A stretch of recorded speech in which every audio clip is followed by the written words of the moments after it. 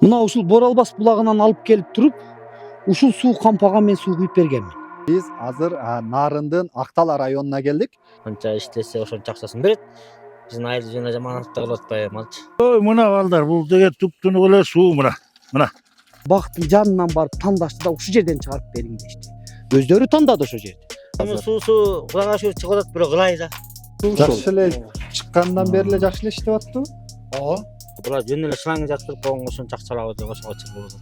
Аппак талаанын ортосунан алып кеткен экен. Мына тоонун боору менен тумшуктан баштап бул жака чейин ушундай катаал жерде иштеп аялдар көтөрдүктөн баскыла тазалайлы десем уялагандан да барат тутуп илди.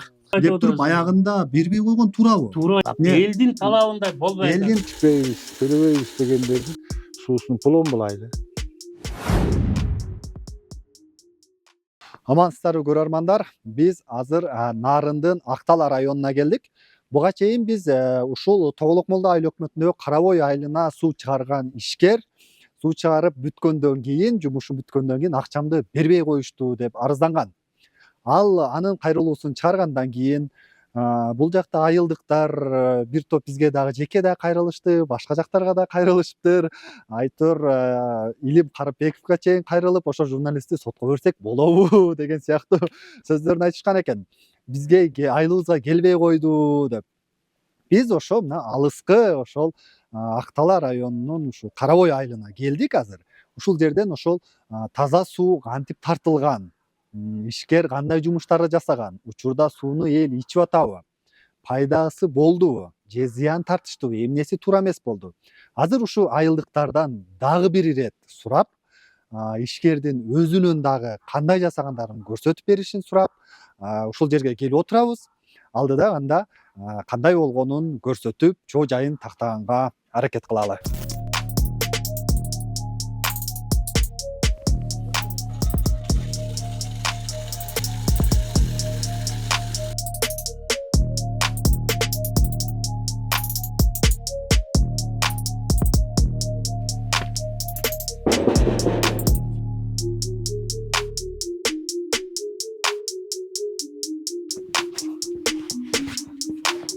Алейкум ассалам. Кандайсыздар? Жакшысызбы? Биз ошол мына суу маселеси боюнча келдик эле, силер сууңар чыгып атабы, кандай деп анан сиздерден чыгып атабы азыр? Жакшы элеби? Чыгып атат ооба. Ичип атасыздар, сиздер үйгө киргизгенсиздерби? Киргизгенбиз. Көрбөйлүбү анда, таза элеби, ылай эмеспи? Уй сиздикиби? Ооба. Кире берсиңби? Биз эшикти ачып келе бериптирбиз. Чыгарып салалы. Ушу фильтрдин тазаланган суусун ичебиз атак. Мындай ичпейбиз. Жакшы эле чыгат негизи. Бул жерден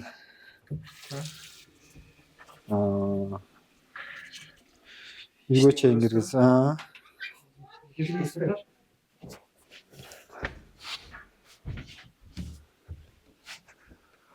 Могу фильтрдикин ичебиз да. Ичкенге, негизги фильтр жок суу ушул. Жакшы эле чыккандан бери эле жакшы эле иштеп аттыбы? Ооба. Колдонгондон бери. Ооба. Жакшы эле. Үстүдөн тартып келгенден бери баары эле киргиз, дароо эле киргизгенсизби же мурдатан? Көп болгон. Ботаярдан бери эле кирет да. Акча чогул түшүптүр го бул айылдыктар. Анан сиздер бердиңиздер беле? Ооба бергенбиз. 10 миңден. Ооба. Башкалар эмне деп атышат? Бербегендер себеби же бергиси келбегендерби же бергенге шарт болбой атабы экен? Негизи бергенге шарт болбой атат го, беребиз деп эл колдогон да. Касылган. Эмне себептен айылдыктар макул болбой атат ошо акчаны төлөгөнгө? Эмне болот? Эми бул чын-чынына келгенде жанагы шлангын эле жаткырып койгон үчүн болот да. Ошон биздин айыл төлөбөй койбойт. Төлөйт. Болгону ошого кеткен 10 километр жер, ошого канча шланг кетти, баазы канча ошон. Тиги бала төлөбөй койду деп атпайбы? Негизи төлөп берилген акча да, 3,5 миллион теңге акча да. Жаткырып берип койгон шлангы бак каскан киши башка болсо, жаткызып койгонго ошончо акча алып коюш муңгазга барбайт. Негизи текшерип коюш керек да, тууралапчы. Буну анда макул болбосоңуздар, айыл өкмөт менен макулдашып, айтпайт мамлекеттик көз карандысыз экспертиза жүргүзөлү, баасын аныктайлы чын эле 7 миллион турабы экен, турбайбы экен деп. Эми муну өткөндө деле балдар айткан. Ченеп бергиле, келсин комиссия көрсүн, үстөлөгө койбойбуз, төлөйбүз. Канча иштесе ошончо акчасын берет. Биздин айыл жана жаманатта кылып атпайбы малчы. Муса Жанызаков деген өзүнчө экспертиза жүргүзгөн экен. Корутундусун чыгарыптыр. Ал корутундусун чыгарганда бул жер 8 миллионго жасалыш керек экен деп айтыптыр да алар. Анан ошого сиздер өзүңүзчө көз карандысыз эксперттерди алып келип, баасын эсептетпедиңиздерби, анда макул болбой Мен ал атсаңыздар? жагын тоодогочубуз биле албайм. Эсептеткендир анан кандай кылып биле албайм. Башында ошо 7 миллион деп макулдашып, 7 миллионго бүтүрөм, келе бер жасай бер, акчасын бүткөндө беребиз деген экен ушу айыл өкмөт, жанагы айыл кеңешинин төрагасы. Эми ошол башында ошентип макулдашыптыр. Башында макулдашылган. Бүткөндөн кийин мына биз тоодогочубуз, ал учурларда макулдашылгандан кийин мунун катасы ошол башын барып көрсөңөр болот. Башы талапка жооп бербейт да. Эмнеси? А жерде койгон жеринде мал турат, мал барат а жерге. Башын көрсөңөр лай суу келип атат кыштакка, мына асыкка чейин лай суу чыгып калат кээде. Аны санап текшерсе совсем жакшы ачыктын. Нарындан таза суу кызматынан келип адистер кийин кайра жасагандачы ошолор айткандай жасап бердим деп атпайбы? Эми аны барып көрсөңөр болот. Булар жөн эле шланг жаткырып койгонго ошончо акча алабы деп ошого чыр болуп атат. Ошо келишимде ошондой түзүлүптүр, кийин макул болуштур, бүткөндөн кийин акчаны беребиз дептир. Айылдык пулун катары кандай эсептешкенин билбейбиз да ал жагын. Анан сиздер ойлоп көрсөңүз, ошол жерге могу жерден көрүнүп турат. Ошол жерге жананча акча кетип калабы? Мен айттым, айнала сен бу ташты бул жерге койгон үчүн ортодо акчаңды ал. Берели. Анан сен асмандан түшүргөн акчаңды кайдан табабыз биз? Жөн эле бейдесиң. Асмандан деген кайсы? Эми турбанын акчасын алсын да. Ошондо өкмөт жаңы жумгалга кеткен өкмөт ошол бала чечкен муну. Ал бала кеткенде мына ушул иш башталып атат. Сиз суу түтүктүн акчасын алсын деп атасыздар. Суу түтүктүн анан жерди биз казсак. Эмгек акысы чага кеткен, короткон эмгек, Эми мындай да, бул турбаны мого коштубу? Алып келди, коштубу да. Сага жетет. Акчасын алсын да. Акысына дагы алсын деп атасыздарбы? Акысын алыш керек. Ийдечи. Эми каскан акыны ким? Биз өзүбүз көмдүк. Анда да болуп атпайбы? Жок, казганга доом жок. Эми турбанын базар баасында турат акча. Базар баасында баланча сомдон турат да. Муну алсын. Менин кадыстыгым бербейм деген киши муну алыш керек. Эмнени жасаса. Анан ашык элди жаманатта кыла берген кереги жок. Жок, суу түтүктүн акчасын алсын, ооба. Эмгек ошону келип орнотуп, Бишкектен алып келип, базып, улап, жаткырган, анысына акысын алыш керекпи? Алыш керек. Сөзсүз алыш керек. Бул башына бир башкача корейский бир эме фильтр коюлмак буга. Эми ал бизди шылдың кылгансып, сууну эметет да бир мындай кылып коюп, көлчүк кылып, кайра бияна жылкы кирингенде бир акпактай кылып койду да. Кайра болбой эмек. Башында мен келгенде Абдуласов, Эркин айыл өкмөт, андан сырткары ал мезгилде жана улакчы балдар дагы кошо жүргөн. Бир 10-15 адам келгенбиз дагы. Ушу жерге келгенде, мына мен тартып берген суу мына жерден түшөт. Мына жактан дагы бир суу түшөт. Андан ары жактан дагы бир булак түшөт. Ушу жерге келгенде айттылар, ушул бирөөсү андан алабыз, бирөөсү мындан, бирөөсү үчөө бириккен жерден деп талаштылар. Мен ушу жерге келип отурдум. Балдар, силер кайсы жерден десеңер, ошол жерден чыгарып берем. Десем, мындан өйдөрөөк барбайсызбы деген, канча алыс болсо мага ошончо жакшы, мага окшош. Дегенде анан кийин ошол көзүңөр көргөн бактын жанынан барып тандашты да ушу жерден чыгарып бериң дешти. Өздөрү тандады ошол жерди. Анан ошол дөңнүн боору менен, мына боору менен аны алып кеткенбиз. Ошо 9 километр жерге ушул боору менен алып кеткенбиз. Бул жерде көп азыр эмне ерлер мындай көрүнүп турбайбы? Азыр жолдо барганда көрөсүңөр, техника бара албайт. Экскаватор гана өткөн жерлер бар. Ал жерге ат эшек менен сүйрөп өтүп ташып бергенбиз. Бул жерде свет да жок. Дизелди көтөрүп жүргөнбүз. Суунун башы ушул. Бул жерди Боралбас, чоң Боралбас булагы деп коет экен. Ушул булак будан бир 3 километр жерден өйдөнөн келет. Мына бул ашып жалган задвижканы көрдүңөрбү? Бул качан мына жактан ылай келгенде, ушуну жабабыз дагы мынаны ачып коебуз деген. Мынасы тоңуп калыптыр. Ушуну ачып коймой болгон. Андан ылай кеткенден кийин кайра мону жаап туруп тигини ачып иштетебиз деген. Бул эки задвижка ошон үчүн коюлган. Андан сырткары тиги турган 3-чү задвижка качан могу ылай толуп калганда башыны жаап туруп ошону ачып алып чайкап жууйбуз деп салдырган да. Башынан эле булар ылай келет ошого деп даярданып салган. Азыр эми ылай чыкты деп ататтар. Азыр ноудан суу өтүп барып туруп, тетиги Колодецке толот. кудукка толот.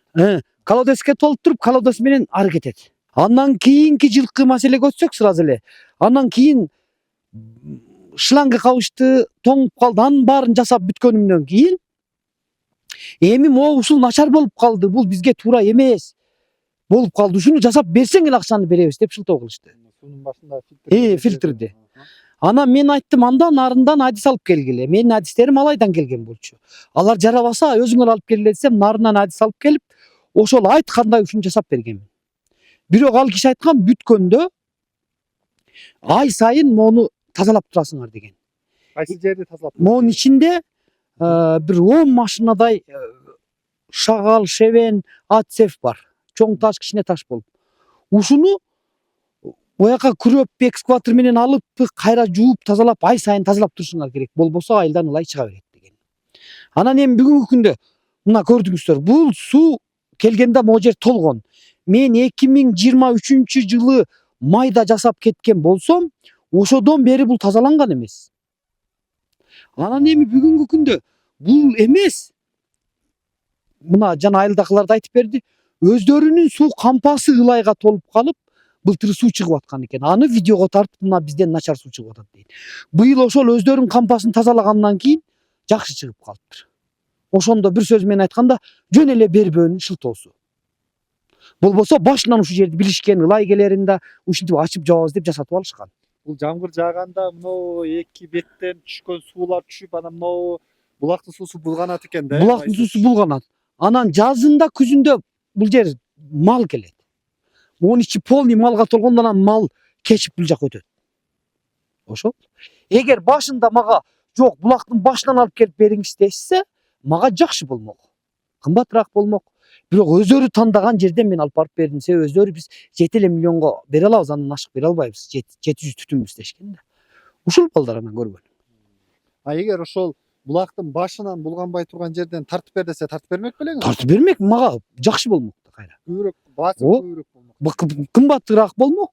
Мага жакшы болмок. Канча кымбат болгон сайын. Башында келип сүйлөшкөндө ушунча болот экен, 7 миллион сом болот экен. Ар бир үйдөн 10 миң сомдон чогултса болот деп башында ошо макулдашып, акчаны бүткөрүп сууну чыгарганда аласың дейт экен дагы. Анан бүткөндөн кийин, жумуш бүткөндөн кийин аба. Жок, сеники бул неме эмес экен, кымбат экен деп туруп аягында бербей койгон туурабы? Туура айтып атасың, сен кое тур. Бул башында булар күткөн башкача да. Жана 7 миң сом дегени булар башынан бери татына кагып курулмакта жанагы корейский фильтр ошону кошкондо 7 миң сом болмок. 7 миллион болмок экен.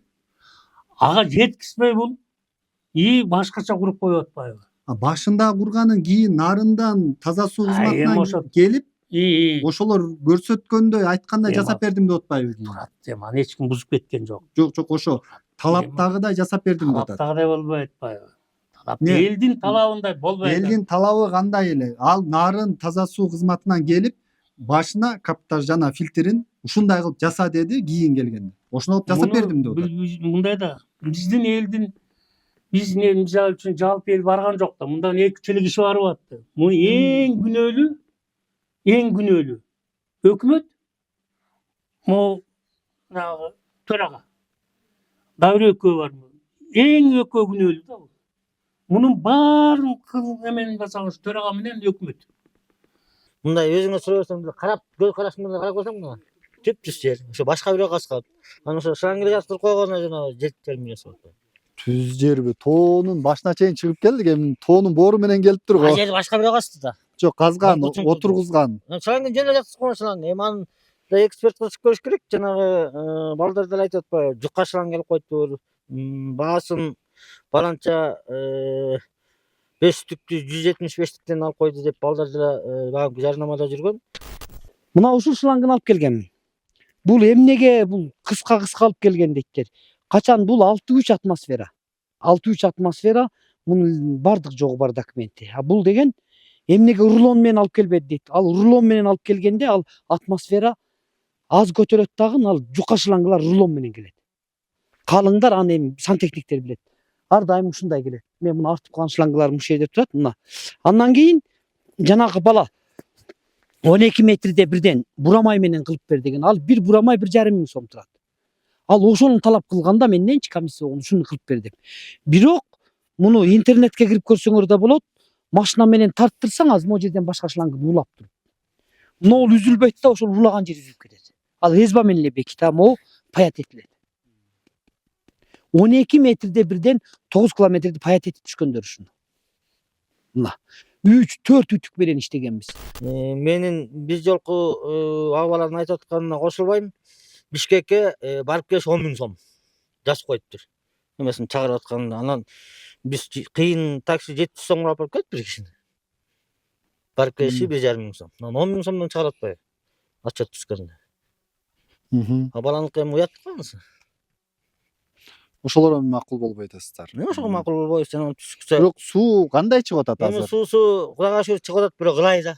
Кээде токтоп кайра кое бергенде ылай.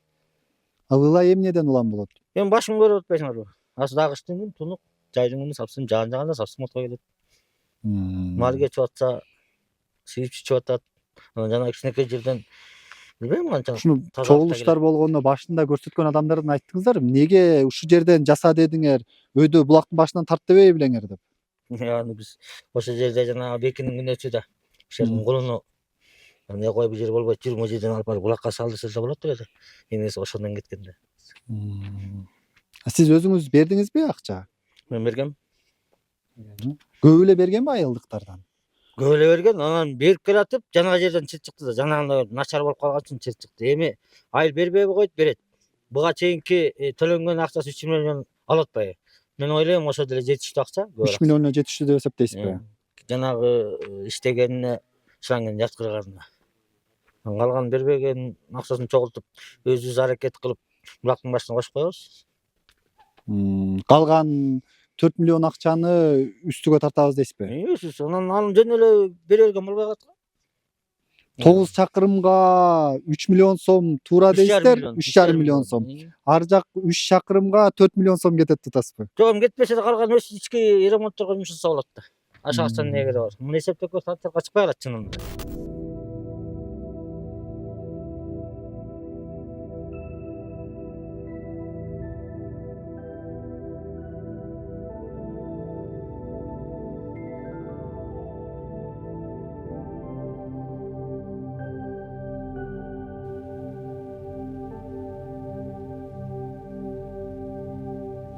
Ишкер сууну мына ушул аппак талаанын ортосунан алып кеткен экен. Мына тоонун боору менен тумшуктан баштап бул жака чейин ушундай катаал жерде иштеп, өзүңүздөр көрүп атасыздар. Аппак талаа жайкысын ушундай жерде иштеген, канчалык эмгек экенин түшүнүп, эми көрүп атабыз өзүбүз дагы жеринен келип көргөндө. Ушундай жерде оор эмгек кылып, айылга сууну түшүрүп бергенден кийин акчасын ала албай жатышы албетте бул өкүнүчтүү десек болот. Ушуну жеринен көрүп түшүнүш үчүн мына көрүңүздөр, ушундай татаал жерде жолдун аркы өзүнө өтүп алып, шлангаларды жаткырып, сууну алып кетиш канчалык көп мээнетти талап кылат. Мына ушул жол менен келеткен дагы ушул жерден суунун түтүктөрүн түшүрүп алып, аркы жакка жөө жалаңдап, ат эшектеп суу түтүктөрүн сүйрөп алып өтүшүптүр. Мына аркы өздөн баарын тоонун бооруна ошондой кыйынчылык менен алып өтүп суу тартышкан экен.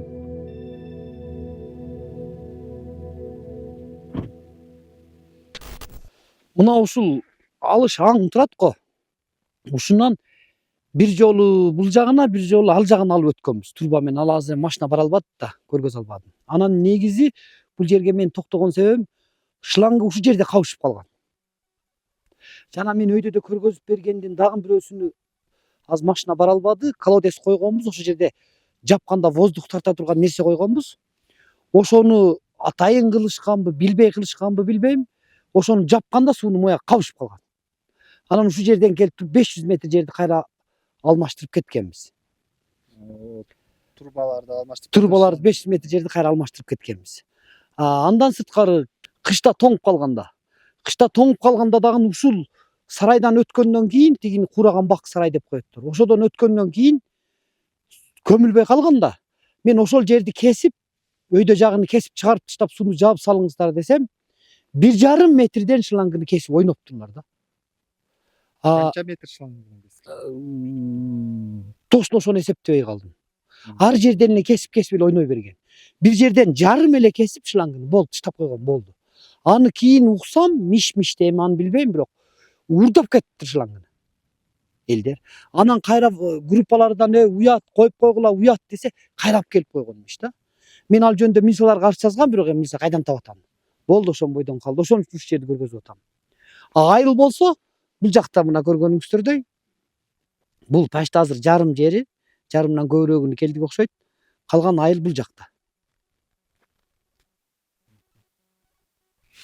Биз бул жерде иштегенде сантехниктер Делика деген машинасы бар эле, ошол ходовой эмес, ходовой өлдү, андан сырткары мотору кармады. Себеби моторго кум кирип кетиптир. Азыр кыштын күнү ушунча чаң, жайдын күнү мүмкүн эмес болуп калат. Мен өзүм да 2 машинаны чактым ушул жерде. 2 спринтерди чагып анан саттым, болбой калып, себеби балдарды жана жерге алып барып келе берип, 2 машинам брак болду ушул жерде. Унааларыңызга да күйүпсүз да. Судан сырткары унааларга да күйдүм. Мейли мен өзүм үчүн күйдүм деп унчукпадым. Иш учурунда болду. Жумуш учурунда. Бирок эми эмне болсо да менден кетти да расход. Анан буга чейинки айтканда видеолоруңузду көрдүм, эл ылай суу ичип калды, малдарыбыз ооруду деген сыяктуу айтыпсыздар да. Ал эмнеден улам болду? Ал бар. Мына эртең менен мына азыр суу давлениемен келип атат. Такайлы келет да. Эртең менен турган краниктерди ачканда баткак келет. Өңгөчө мына айылдан жарылып атат кээде, жарылып ремонт болот да. Ремонт болуп сууну тижеден байлайт. Байлаган деген сөзсүз ботко. Ылай келет. Ал Фильтр жок да. үстүн тазалаган эмес деп атпайбы? Фильтр Үстүн баягы айына 100 сомдон берип атасыздар го. азакон. Ошону ошол 100 сомдон алып аткан адам сууну тейлегине бекитилген да. Ошол сууну баягы ылайын тазалап, айына талаптагыдай кылып туруш керек эле деп атпайбы? Биз барып көрбөдүк, эми аны мындай жана кальциону коюптур. Кальционун ичине таш салып таштаптыр. Бияктан суу кирет экен дагы, кальцион тешиги бар экен, ошондон кирет экен да суу ылдый. Кирет экен, таштан ылдый. Анан 2 метр жерден кайра турбамен келет. Эми биз аны кандай алабыз ташты? Кальцион ичинде чоң-чоң таштардан салып таштаптыр да. Бересиң, оосуна майда шагыл төгөт. Кальцион ичине чоң таштан тыгып таштаптыр. Анан суу келет экен да шагыл менен мынтип келип, чоң таштардын арасынан кирип, 2 метр жерден кайра турбага. Аны кандай тазалайбыз? Аны алып мындай бизден ала коюп тазаласа күрөк менен Аны адистер көрсөтүп берген деп атпайбы кандай кылышты? Адис эч ким билген. Нарын таза суу кызматынан дейт. Эми бул ошону айтып атат. Ал мамлекет кызматта иштегендер экен алар. Ушундан. Эми алардан деле бир эчтеке жыйынтык чыкпай атпайбы? Азыр Бизде мамлекеттен бир дагы киши буга эметкен жок. Бул айыл өкмөт үчөөнүн эле жасаган иши бул. Анан биз бересиң, о жасайбыз, ура, бир эле айтайын деп койгонбуз. Ылай чыгып атканда сиздер каяк тазаладыңыздар? Ылай чыгып атканда биз жанагы ондай чоң ямалар бар турбайбы? Суу кампа. Кампа, суу кампа. Айылдын башындагы суу кампа. Айылдын башындагы суу кампаларды тазаладык.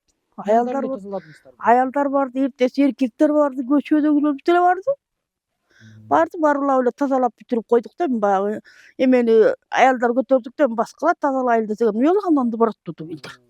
Биринчи аялдар бардыңыздарбы? Биринчи аялдар бардык, анан балдардан да барды. Анан эле көчө болуп тазалап баштады. Анан таза эле, жакшы эле азыр. Суу кампаны тазалагандан кийин анан ылай суу чыкпай калдыбы? Ошондон көп ылай суу чыкпай калды. Мурмун ылай суу чыгып аткан. Азыр мындай мал төбөлөп кеткенде эле бир чаңгыл болот экен, могу жаздын күнү болот го дейм көпчүлүгүн. Мындай кыштын күнү көп эметпейт экен. Булганбайт экен. Анан эми талапка жооп берип салынып калса жакшы эле болмокпу элге журтка деле. Ошондон турат. Мына ушул Боралбас булагынан алып келип туруп, ушул суу кампага мен суу куюп бергенмин. Мына азыр кампанын акыбалын көрүңүздөр. толуп турат. Андан сырткары азыр эми кыштын күнү да мына жактан ашат. Ашканы элден ашканы тияка уже кетип атат. Бул жайында дагы артып турган суу. Кампага толот, эл ичет, элден артканы ушул жактан ашып мал суу ичет. Азыр эми мынча муз болуп кетти азыр эми ушул жакта барып. Ой, мына балдар, бул деген туп-тунук эле суу мына. Мына чаканын ичинде эле көргүлө мына. Мына апапак чака малга суу берип аттым эле жаңы эле. Мына. Суу ушинтип эле чыгып атат. Жакшы эле чыгып атабы? Жакшы эле чыгат, күнүгө чыгат. Кыштактын ичинин баары суу бүт эле үйлөрүнө киргизип алган андан көп. Азыр водопроводдон анда санда эле бир киши албаса, элдин баары үйүнө киргизип алган монтип касып кудук кылып. Тартып үйлөрүнө киргизип алган. Водопроводдон илгеркидей суу албайт эч ким. Мына. Сиз киргизе элексизби үйгө? Мен үйгө киргизе элекмин, бирок үй ичи машина тартып алганмын да. Мурун болсо ар кайсы колонкадан иччүбүз да, колонкалар бар болчу. Анан ошол жерден ар бир көчөдө тиги повороттордо бар болчу, ошондон иччүбүз. Ташып келип. Ташып келип. Азыр болсо элдин баары үйлөрүнө монтип эшигин астына касып алган, мал салын сугарат. Мен ушул жерден уюму да сугарам, боюму да сугарам, бүт сугарам. Аттарды бүт сугарам. Үйгө ичкенге ушундан алабыз. Бул эле эмес, мына айыл көчөнүн баары ушундай бүт. Тоголок молдо сууга жыргап алаган. Баягыдай светке төкмө жок. Мотор эрип кетти, ысып кетти жок. Мурун мотор менен иштетчү тиякта. Мен ошондо 8 жыл иштегем. Насос менен тартып. Насос менен 8 жыл. Ошол сууну мен курдургам. Анан светке төлөй албай. Айлабыз кетип, акчабыз тийбей, акчабыз светке кетип. Андан эмне кылабыз деп отурганда анан ушул жака суу чыгып калды. Мен деле бул кандай болуп калганын мен Бишкекте жүрдүм эле, бир кызым аркылуу сот-мот болуп. Кийин эле келсем суу чыкпай атат, анан кийин моундай болду, анан келсем касып, уже сууну куруп чыгарып барыптыр. Анан кийин суу кышында тоңуп калды, көмбөй койдук. Көмгөнөбүздүн милдети экен негизинен. Көмбөй койдук, көмбөй койсок эле анан элдин баары таталаматала көмөбүз деп ошо ит болушту. Анан бир күнү анан баягы тоңуп калыптыр, анан шлангыны жаап салып суу кычтат, анан ташып иштик. Ошол. Анан мен ушул сууну ким чыга келди эле буга десем, анан Муса деген келген дейт. Анан телефонун алып таап алып анан чалдым. Каяктасың сен? Муса деген сенсиңби? Десем, ооба. Келбейсиңби, суу чыгарбайсың? Кимди сотко беребиз? Сени сотко берелби? Же айыл өкмөтүн беребиз? Кимди сотко беребиз? Биз суу ичпей калсак, элдер болсо төлөбөй калса. Бул эмне болот? Десем, байкем мен барбайм. Тиги барсам балдарыңар ушинтет экен, тинтет экен, минтет экен, коркутат экен, мен барбайм. Сен кел, эч ким сага тийбейт.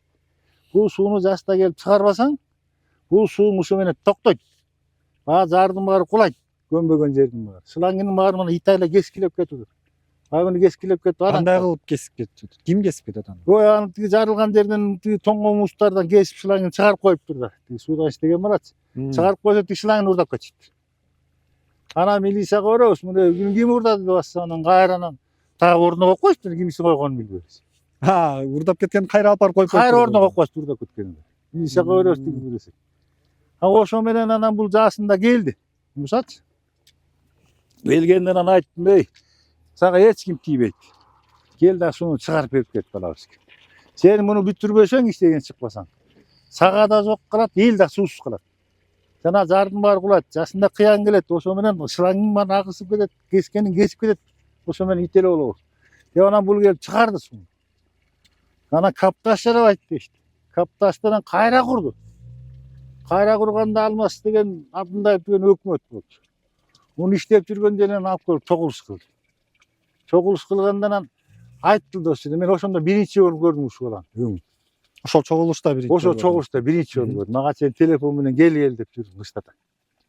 Анан айттым, ал жерден болмогон эмес, анан өз жактан касса болмок деген ар кандай кептер чыкты да. Сен ошол жерден ким кас деди эле? Десем, байке, мына могу киши кас деген. Деп Качы деген кишини көрсөттү. Сөөмөй менен чакынат. Абдуллаев ушу жанында. Тиги киши көрсөттү деп дагы көрсөттү. 10 чакты бала менен барып кас деген жерден кастым мен. Анан капташ жарабайт экен. Анан капташ эмне кылабыз анда? Десе, анан капташты кайра курбасаң болбойт. Абдуллаев Ошентти да муну деген атайын ишпес менен куруш керек дейт. Абдулдаев деген айыл өкмөтү.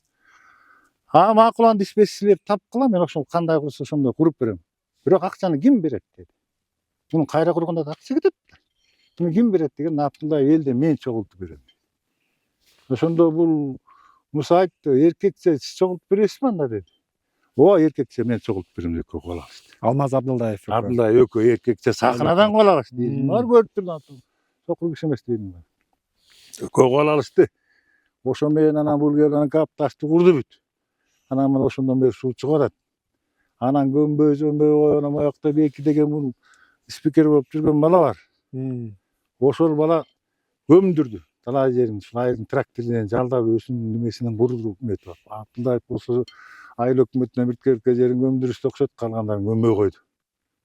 Анан тиги кеткен өкмөттүн мурунку эме деген Эркинбек деген Акталдан келген Сатарбек деген. Ал көмдүрбөй койду. Анан калганын анан Абдулдаев көмдүрдү. Көбүн чейин Беки өзү көмдү. Беки деген спикер болуп жүргөн Асанбек Беки деген ошол өзү көмдүрдү. Мен ошого 1 тонна май сурап бердим. Зам акимден. Ушуну берип койчу май ушу көмүп алсын. Мектеп иштейт, мектептен уруксат сурап бердим. Ушуну көмүп койсун, кыш келе атат, кыш келгенен болуп калат. Анан ошо менен Кудайга шүгүр могу суу чыгып ичип атабыз азыр. Кудайга шүгүр жакшы. Мектепте ичип атат, больница ичип атат, садик ошо мектептин астында адил ичип атат. Элдин баары сууну киргизип алган, мына кошуна деле киргизген. Ичине киргизип арестон коюп алгандар деле бар. Тиги шинасына чыгарып алгандар бар.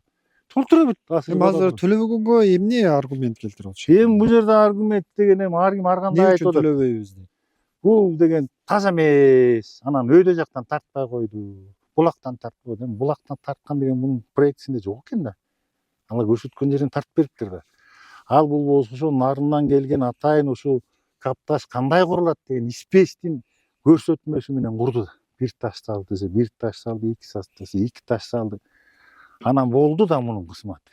Анан эмне болуп бул акчаны бербей атабыз? Элдин өлү берели эле деп атат, бирок мындай атайлап муну кел жинайлы деген иш жок болуп атат да кел. Азыр чогултуп баштадыбы же жок? Чогултуп баягыдан бери баштаган. Бир топ болуп калды. Анан анда дагы ошол айыл өкмөтүнө айткам мен дагы. Мен ошол айылдын депутатымын бизге шайланган. Анан айыл өкмөтүнө айтсак, айке ушун жардам берип койбойсуңар деди. Макул, мен жардам берейин. Ошо жыйнаган бала, Амунчу балкыстын баласы бар да биякта. Съезд деген, ада депутат бала. Анан айтсам, ал бала байке элдин баары эле берели деп атабыз. Анан элдин мал сатып берейин, кой сатып берейин, эмгеде берейин деп атат дейт. Анан ошону шултуп айтып жүрө берет да. Андан көрө сен өкмөткө айт, мен да айттым өкмөткө. Ичпейбиз, төлөбөйбүз дегендердин суусун пломб булайлы. Анан берет. Анан антпесек ана мына деп эле жүрө берет, эч ким бербейт.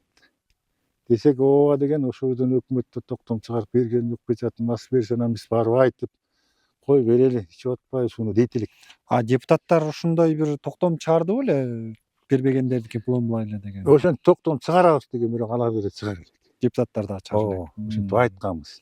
Депутаттарга да айтканбыз, ушу таза суунун эмесин эптеп төгөлү, айыл өкмөтүнүн бюджетине акча болсо ошону деле берели. Анан калганын бияктан элден жыйнап өсүп толтуруп алабыз. Бизде көп эле варианттар бар эми, ошону колдоно албай атат да айыл өкмөт деле. Анан депутаттар дагы жаңы шайланып жакшы чогуу албай атабыз. Сессия болбой атат. Айран болуп калды мүчү колдон. Ооба, суу чыгып атат азыр. Суу чыгып атат, бирок эми Муса айке да билет. Кичине кээде ылай болуп, кээде бир неме болуп калат да. Анан негизинен чыгып атат суучу. Бул жасап кеткенден бери ичип эле атасыздар. Ооба, суу азыр чыгып эле атат. Кээ бир күндөрү эле бир авария болуп калып атат. Анда-санда жеринен атат, мындай чыгып эле атат да. Аны тейлөөчү барбы? Суу айыны жана акча чогултушат экен го 100 сомдон. Ооба, ал ошо жанагы кызматкерлерге эмгек акысын төлөп берет. Андан деле ашпайт. Тейлеп карап турат. Тейлеп карап, бузулган жерин оңдоп берет. Негизи айылдыктардын толук төлөбөй атканы эмнеден болуп атат? Же эмнеге бербейбиз деп атышат? Кээ бирлери башынан деген экен, мындай эле түшүнбөстүктөр болуп атабы? Же бул ишкер тарабынан мүчүлүштүктөр кеткенби? Эми ал төлөбөйбүз дегени кандай болуп атат эми ошол жанагы башталганда кичине келишпестиктер болгон экен Муса айке биз анда жөнөкөй эле кызматкерлик жаңы эле келдик бир 2 ай болду анан эми беребиз дегендери болуп атат эми эл деген эл да арасында бербейбиз деген болуп атат бирок чогултуу иштерин биздин айыл жаңы шайланган депутаттарыбыз мойнуна алышкан өткөндө биз чогултабыз деп ошолор чогултуп баштап чогултуп атышат.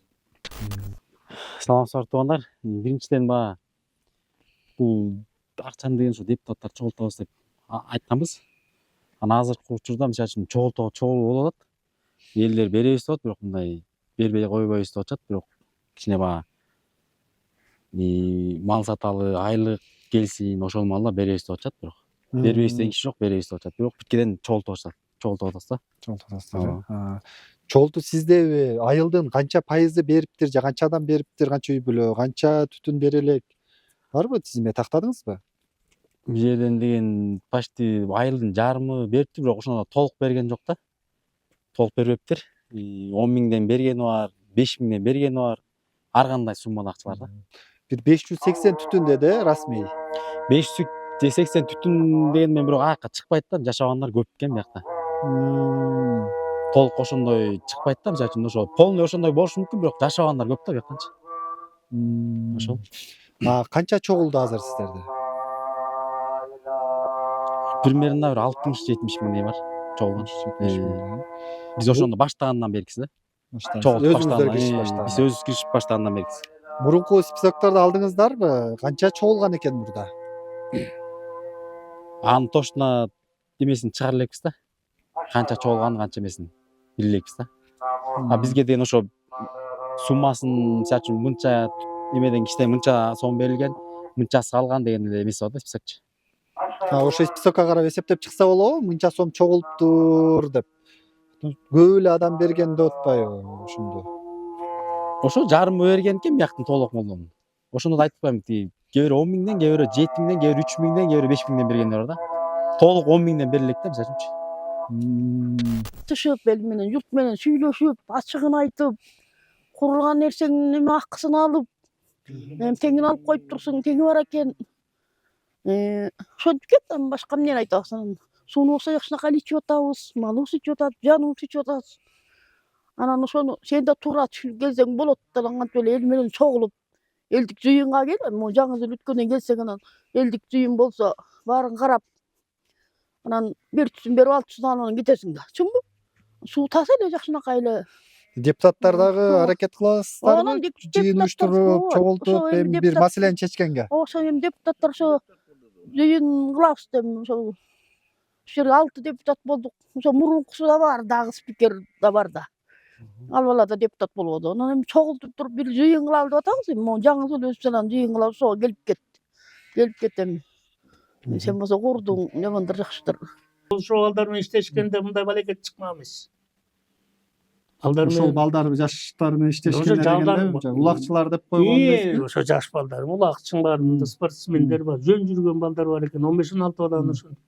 Ушулар менен эле жакшынакай кылганда ошо балдар тамагынан бери ташып сонун кылып аткан. Жөн жүрүш керек болчу, жана ошо жерде көрө албастыктар менен жанагы акча деген, бул акча бар жерде чыр болбой койбойт экен деп атам. Биздин айыл ушул. Мына 3-чү жолу ушундай болот. Могу СПА деген бир курулагалы 90 канчанчы жылы 7 миллион сомду жеп кеткен. Башка бирөө жеп кетип, азыр 25 миллион сом карыз болуп турасыз өкмөт. Мен жакшы түшүнөм. Ушундайлар акчаң жаман экен булам. Акча бар жерде чыр болбой койбойт экен. Менин калыстыгым балам, Муса иштеген акысын алыш керек. Но ашык жок. Алкалып айтып кетти, бир топ кишини алдап кетти. Жаманат кылып кетти. Ошодон да ошондо чогулуш болуп атканда дагы ушул боюнча мынтип атканда мени Тоголок Молдоктор сабайт экен деп тетиякка туруп алды дегенде ошондой дагы ошо дагы мен айткам, алып келгилечи ошону. Келгенде сени ким сабап атат? Эмне жаманатты кылып атасың? Жок айтайын, кечирип койгула. Ал Муса такай келген сайын кечирим сура деп кетет. Макул эми ушинтип эле. Анан эле кайра балекет келип. Эми бизден күнөөбүз ушул, арыз жазган кишибиз жок болуп атат. Мисалы үчүн мен да жазгам. Эл жазган жокпу? Эч ким арыз жазган. Анан азыр эл жабыр жасаганда бала жатак болот. Эми суу ылай эле чыгып атабыз эми ылай. Тоо эми баягы Азыр көрбөйлү ылай кандай чыгып атат? Ылай чыгып атат азыр деле. эми азыр агып атпайбы? Мисалы үчүн бизгече жууп атат. Эмне Эртең чыгып менен атат? чыгат. Иә, Эртең менен ылай чыгып атабы? эртең менен чыгат. Сурагандар ылай жөнүндө айтпады да башка. Эми ылай чыгат, кээ биринен чыгат. Мисалы үчүн мындай Азыр көрбөйлү атанда кандай чыгып атат? Азыр тунуп эле мына чыгып атат азыр. Тунуп эле? Жакшына кайла тунуп эле чыгып атат азыр. Азыр чыгып атса керек тунуп эле анан. Мына мен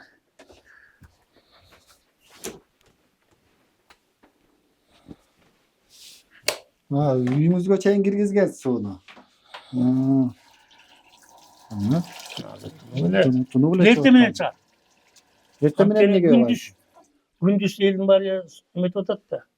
Анан баягы эл эметкенде анан тияктан кийин сарык болот экен. Сарыкканда чыгат. Анан эртең менен биз муну агызабыз. Муну агызып алып анан ичебиз. Ал ылай мага көнүп деле калдык. Аккан арыктан суу агат деп.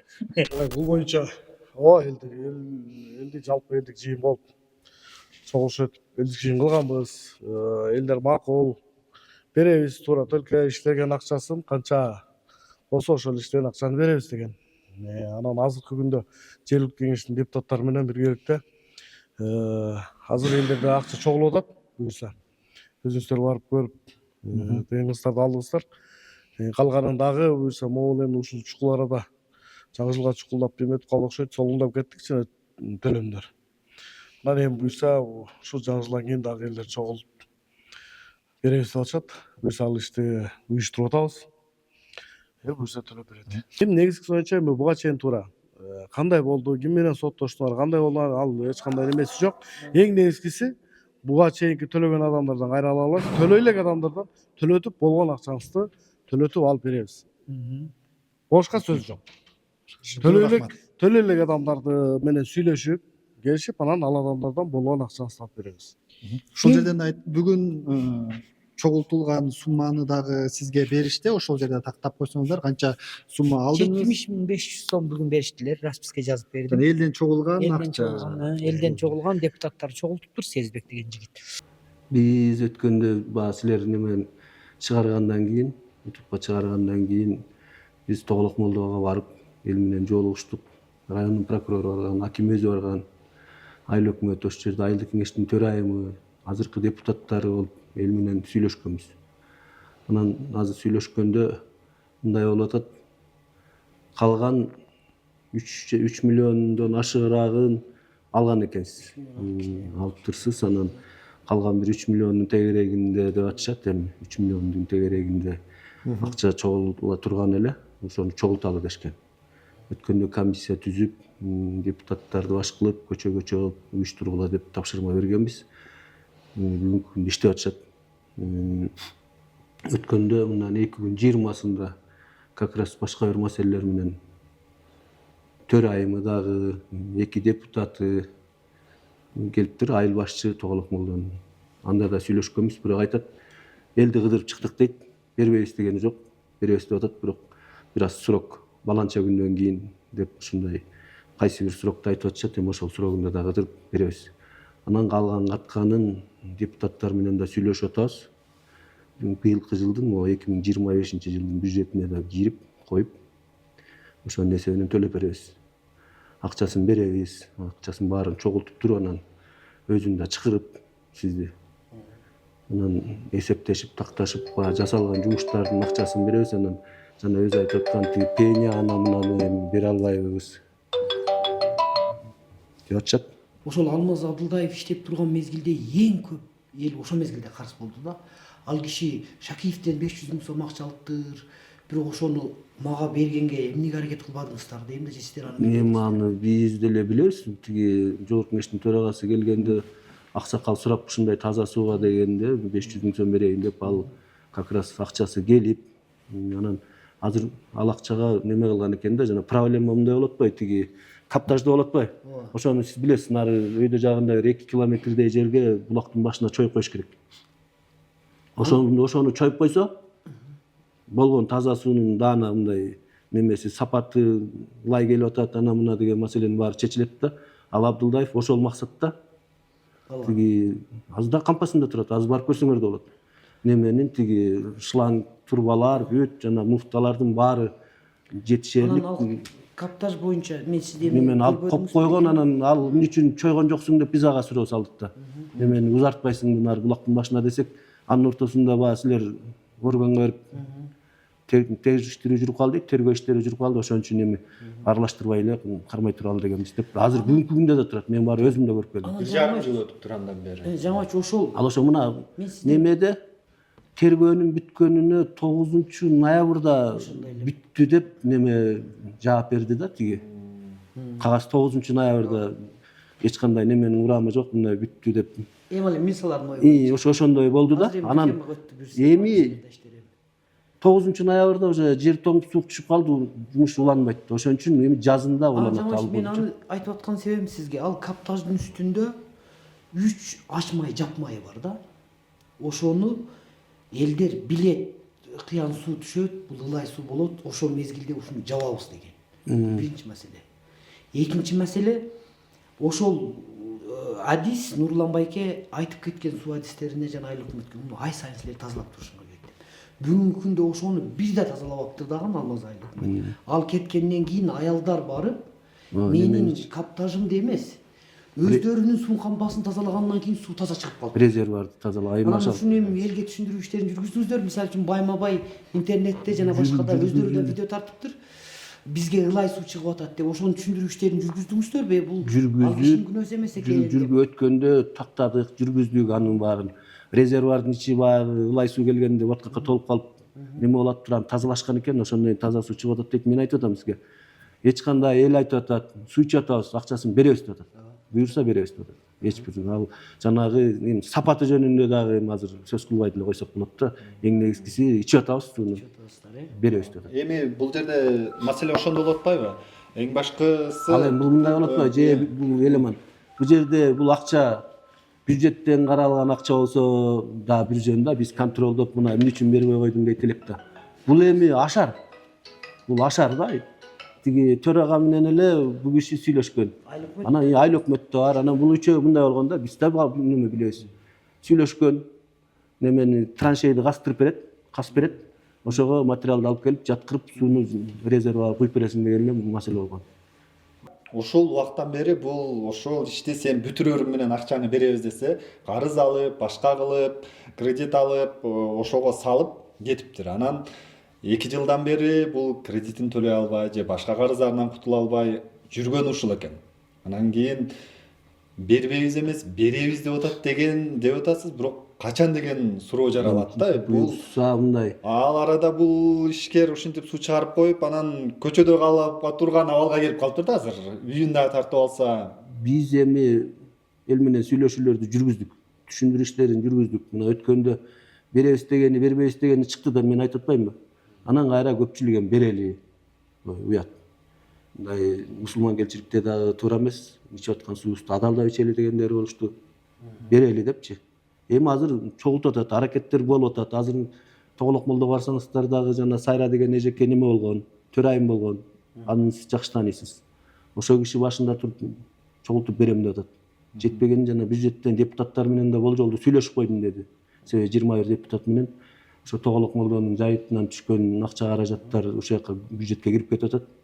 Ошону бизге бергиле Тоголок молдого сууга деп сүйлөштүк дейт. Анан эми бүгүн эртең бере алышпайт го, бирок 1 ай, 1,5 айдын тегерегинде тийип калышы мүмкүн да. Бул видео чыкканына деле өзү 1 ай болуп калды эле бирок. Ошондо эл деген эл экен да. Аким телефондон чалып, биз мына комиссия олтурабыз, мисалы комиссия менен сүйлөшүп атабыз. Мына 15-ине чейин берет, 15-индеки баргач. Биз эми ошону да 15-ине чейин чогултула дегенбиз. Ооба деп коюп эле эми билесиз да. Мен мисалы бир 10 киши же 20 киши болсо бир жөн, ар бирин бирден өтөсүн. А жерде көпчүлүктө мисалы